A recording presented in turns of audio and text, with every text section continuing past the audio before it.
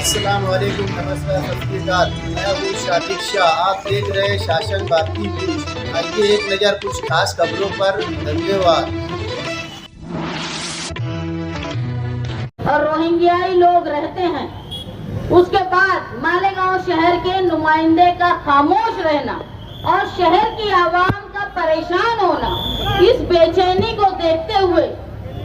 Minority defence committee کا انعقاد ہوا۔ اگر کوئی یہ کہتا ہے کہ ہم کو نہیں بلایا گیا، ہم کو نہیں پوچھا گیا، تو اول بات یہ ہے کہ اس شہر کے ایم ایل اے نے جو ان کی ذمہ داری تھی اس کو پورا نہیں کیا، اور جب وہ پورا نہیں کر، ان کی نیت بھی نہیں تھی پورا کرنے کی، جب یہ دیکھا گیا تو یہ دیکھنے کے بعد جناب شیخ آصف صاحب اور مستقیم ڈگنیٹی اور تمام سیاسی سوجھ بوجھ رکھنے والے لوگوں کی طرف سے مائنرٹی ڈیفنس کمیٹی کا آغاز ہوا۔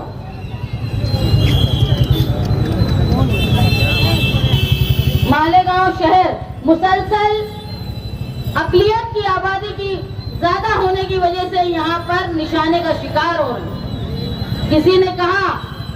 میں یہ سمجھتی ہوں کہ کوئی بھی نمائندہ، چاہے وہ اسمبلی کا ہو چاہے وہ پارلیمنٹ کا ہو، اس کو اس لیے چنا جاتا ہے کہ وہ ایوان میں جا کے عوام کی بات کو، عوام کے مسائل کو رکھے۔ اگر وہ اس بات کو کرنے میں ناقابل ہے، اگر وہ کسی منتری کے چیمبر میں جا کے اپنی ممبری بتاتا ہے، تو یہ عوام کے ساتھ انصاف نہیں۔ ضروری یہ تھا کہ مائنرٹی ڈیفنس کمیٹی کو آنے کی ضرورت نہیں پڑی ہوتی اگر شہر کا ایم ایل اے اسمبلی میں سوال اٹھاتا۔ میں یہ محسوس کر رہی ہوں کہ شہر کے ایم ایل اے عوام کی طرف سے نمائندگی کرنے کی بجائے وہ عوام کے خلاف اور عوام کو نشانہ بنانے والوں کی طرف سے نمائندگی کر رہے ہیں۔ ایک ایس آئی ٹی سے مالیگاؤں شہر پریشان، دوسری طرف دوسری ایس آئی ٹی لانے کی کوشش کی جا رہی ہے۔ اگر میں نے دیکھا شہر میں ایسی بے حسی بھی ہے کہ لوگ یہ کہتے ہیں کہ جو لوگ جیل میں ہیں وہ الگ برادری سے تعلق رکھتے ہیں۔ اگر کوئی سیاسی شعور والا آدمی کسی اپنے پارٹی کے لیڈر کی چاٹوکاریتا کرنے کے لیے برادری کی بات اور غریب اور امیر کی بات کرتا ہوگا تو یہ یاد رکھے، جو کہتا ہے اس کے گھر کی خواتین بھی اگر جیل میں رہی اور گئی تو بھی اس شہر کا ایم ایل اے اپنے ناک، کان اور آنکھیں بند کر کے خاموش بیٹھا رہے گا۔ اگر آج ہم کچھ غریب خواتین کے لیے یہاں جمع ہو کر، مردوں کے لیے، بے گناہ لوگوں کے لیے یہاں جمع ہو کر اپنا احتجاج نہیں کریں گے تو یہ گرفتاری کا سلسلہ بڑھتا جائے گا، اور یہ ایک صرف ہمارے جنم داخلے تک نہیں محدود رہے گا، آگے جا کر ہماری بستیوں پر جو غیر قانونی کہہ کے یہ کہا جا رہا ہے کہ یہاں لینڈ جہاد کا کام بھی ہو رہا ہے، مسلسل مالیگاؤں شہر کو نشانہ بنایا جا رہا ہے، اور ہم ہمارا احتجاج اگر درج نہیں کروائیں گے تو بالکل دھیرے دھیرے مالیگاؤں شہر کی جو اقلیتی شناخت ہے اس کو ختم کرنے کا کام مالیگاؤں شہر میں جو میر جعفر جیسے لوگ ہیں وہ اور شر پسند لوگ مل کر مالیگاؤں شہر کو نشانہ بنائیں گے۔ ہم بھلے ہی ایوان میں جا کر اپنی باتوں کو نہیں رکھ سکتے، لیکن ہم جمہوری طرز سے احتجاج کر کے یہ بتانا چاہتے ہیں کہ مالیگاؤں شہر پر جو ظلم ہو رہا ہے ہم اس کی مخالفت کرتے ہیں۔ اگر کوئی یہ سمجھتا ہوگا کہ دھرنے، جلوس، احتجاج سے کچھ نہیں ہوتا، تو میں نے پچھلی مرتبہ بھی کہا کہ سب سے بڑی اگر کوئی بات ہے تو این آر سی کے جلوس اور احتجاج کا یہ اثر ہوا کہ ہندوستان میں جتنا بڑا احتجاج این آر سی کے تعلق سے کیا گیا، بالخصوص خواتین کی طرف سے، تو آج تک وہ قانون ہم پر نافذ نہیں ہوا۔ اگر ہم خاموش رہیں گے، گرفتاریوں پہ چپ رہیں گے، یہاں تو وہ بچے بیٹھے ہوئے ہیں جن کی ماں جیل میں ہے، ان کی کیا حالت ہوگی یہ جانتے ہیں۔ اگر کوئی یہ سمجھتا ہوگا کہ فلاں کی عورت، فلاں کی بہن، فلاں کی ماں جیل میں ہے اور ہم محفوظ ہیں، تو یہ سمجھ لو کہ یہ معاملہ یہیں رکنے والا نہیں ہے۔ آپ ایک قانون بنا ہوا تھا، اگر گھر میں ڈیلیوری ہوتی ہے تو 21 دن کے اندر اس کو اپنے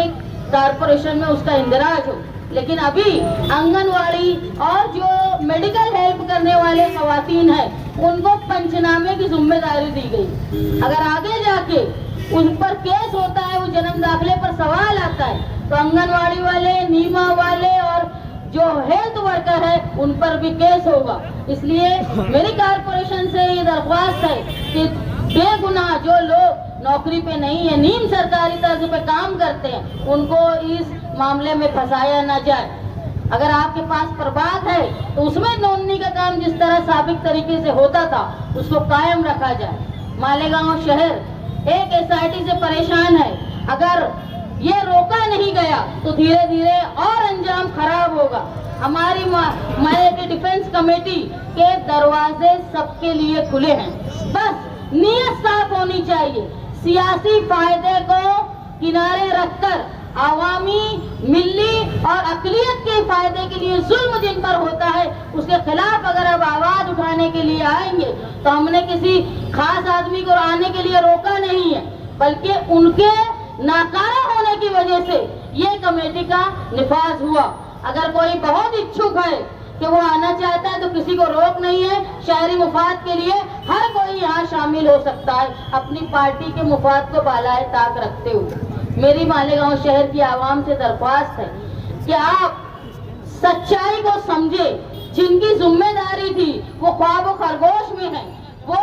کہیں نہ کہیں مخالفین کی اور جو ہم کو نشانہ بناتے ہیں ان کی دلالی کر رہے ہیں۔ ایسے لوگوں کو جو ہمارے خلاف ہمارے ساتھ رہ کر سازش کرتے ہیں ان کو پہچانو، اور ہم اپنے جمہوری طرز پر انقلاب کہتے ہوئے ہمارا جو احتجاج ہے اس کو درج کرواتے رہیں۔ اگر آج ہمارا علامتی طور پہ خواتین و مرد کا دھرنا ہے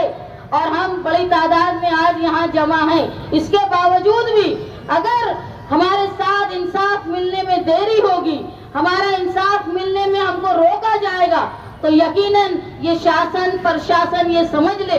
کہ یہ ہمارا علامتی دھرنا ہے۔ آگے ڈیفنس کمیٹی کے ذمہ داران کے اشارے کے مطابق ہم ہمارے احتجاج کو سخت کرتے جائیں گے۔ اس لیے میری بالخصوص ماں بہنوں سے درخواست ہے کہ آنے والے بڑے احتجاج کے لیے آپ لوگ تیار رہیں۔ یاد رکھیں، اگر کسی کی بہن جیل میں ہے، کسی کی ماں جیل میں ہے، تو آپ اپنی بہن اور ماں اور اپنے آپ کو سمجھ کر ان کا ساتھ دیں۔ میں سماجوادی پارٹی کے صدر ہونے کے ناطے اور مالیگاؤں شہر کے ایک سوجھ بوجھ، اور میں مانتی ہوں کہ اگر کوئی